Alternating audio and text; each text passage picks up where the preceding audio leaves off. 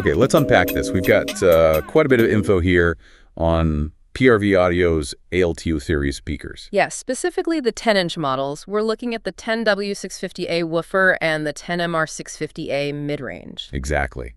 Got the product pages, data sheets, even some customer reviews. So the plan is to sort of dive in, pull out the key specs, the differences. And really figure out why those differences matter, for your specific audio setup. Because they're same series, same size, but spoiler alert, they're tuned differently. Right. Let's see what that actually means. Okay, first up, the 10W650A. The Pro Audio Woofer. That's how it's labeled. And the description says it's crafted for, like, a natural smooth sound, but still dynamic.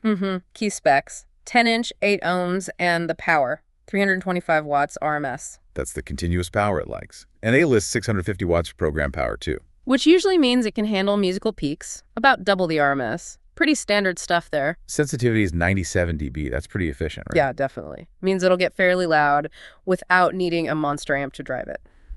And the frequency response is listed as 75 hertz to 5500 hertz. So you can see that focus. It dips down nicely, but doesn't go super high. Definitely leans towards the lower end. The sources mention the build, too. A special composite cone, non-pressed paper. Right. The idea there is to reduce cone breakup, keep things smooth sounding. Ah, okay.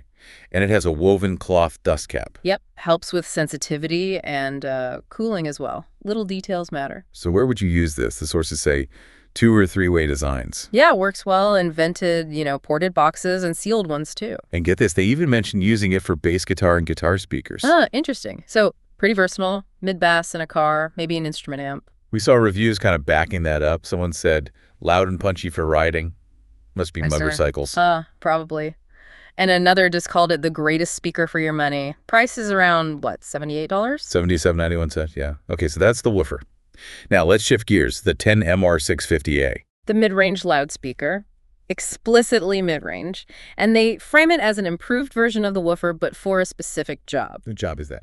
Increasing vocal response. That's the key phrase. Where the W650A might, lack a bit of output in the vocal range, this one's designed to boost it, but without totally losing the mid-bass. Gotcha. Okay, specs. Still 10-inch, 8, power.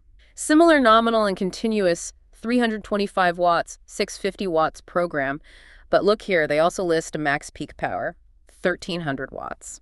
Okay. Sensitivity. Just slightly higher, 97.5 dTR. Not a huge jump, but it's there. And frequency response confirms that mid-range idea. Right. 80 hertz to 6,500 hertz. Right. See that upper end? 6.5 kilohertz versus the woofer's 5.5 kilohertz. That extra 1 kilohertz up top, that's where a lot of vocal presence and clarity sits. The sources list specific improvements over the woofer model, too. What are they? Well, first, a new basket design. The result is a shallower mounting depth. I'm shallower. It's 3.9 inches compared to 4.3 for the woofer. That doesn't sound like much, but... In a car door, that can be the difference between fitting and not fitting, right? Absolutely. Big deal for installs.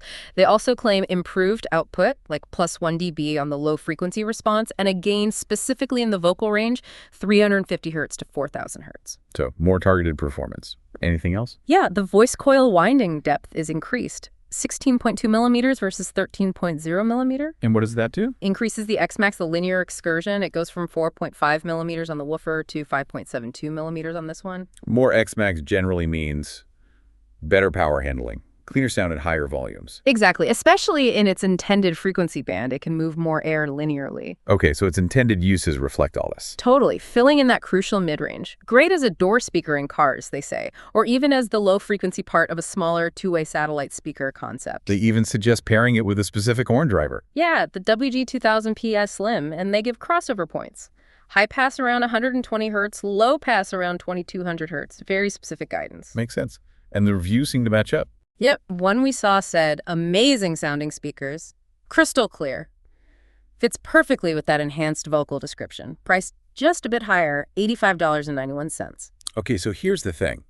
They're both ALTO series, 10-inch, similar power ratings. Yeah. But clearly different beasts. Definitely. The 10W650A seems to be positioned as the more general-purpose mid-bass woofer.